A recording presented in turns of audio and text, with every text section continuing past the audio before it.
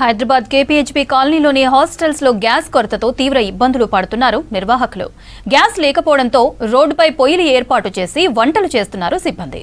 హాస్టల్లో ఉండే విద్యార్థులు, ఉద్యోగులు భోజనానికి ఇబ్బందులు పడుతుండటంతో ప్రత్యామ్నాయ ఏర్పాట్లు చేశామని తెలిపారు. గ్యాస్ సరఫరా త్వరగా పునరుద్ధరించాలని కోరుతున్నారు హాస్టల్ నిర్వాహకులు.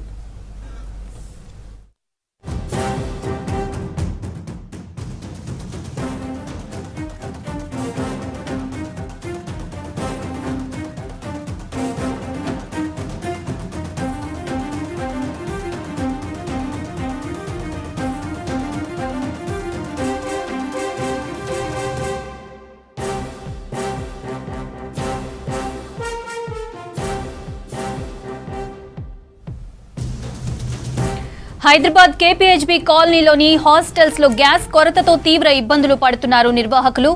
గ్యాస్ లేకపోవడంతో రోడ్డుపై పొయ్యిలు ఏర్పాటు చేసి వంటలు చేస్తున్నారు సిబ్బంది.